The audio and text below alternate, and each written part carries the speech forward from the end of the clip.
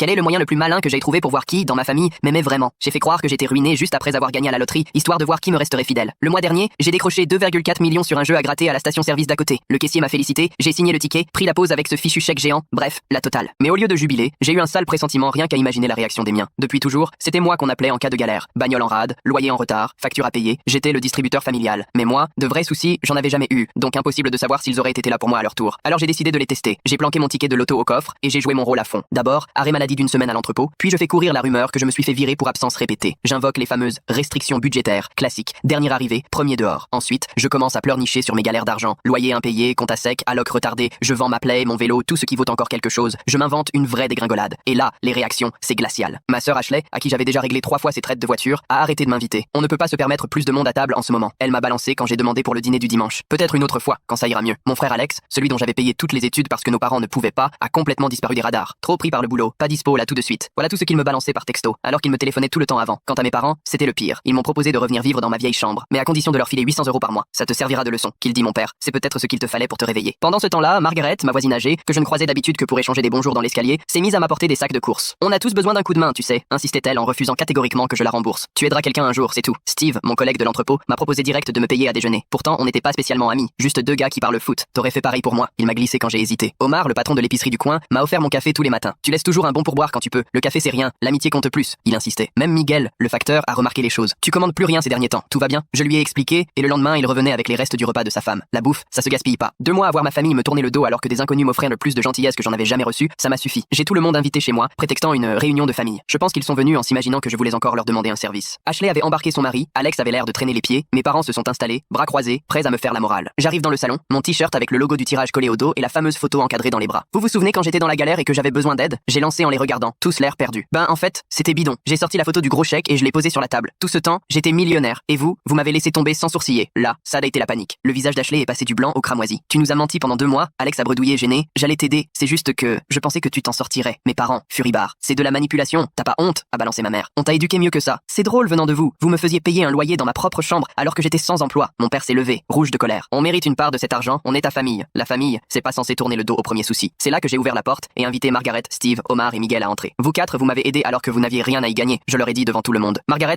j'ai payé les 40 000 € pour ton école d'infirmière. Steve, t'as une nouvelle bagnole qui t'attend. Omar, le mariage de ta fille est réglé. Miguel, les frais médicaux de ton fils sont couverts. Ma famille a littéralement explosé. Ashley a commencé à hurler que le sang ça passe avant tout. Alex voulait comprendre pourquoi des étrangers toucheraient à son héritage. Mes parents ont menacé de me rayer de leur vie. On peut pas renier quelqu'un qu'on a déjà abandonné. J'ai coupé net. Ils ont claqué la porte, promettant d'appeler un avocat et de me donner des leçons sur la loyauté familiale. Ceux qui étaient vraiment ma famille, ceux que j'ai choisis, sont restés et on a partagé une pizza. Parfois, ce sont ceux qui ne vous doivent rien qui sont prêts à tout pour vous.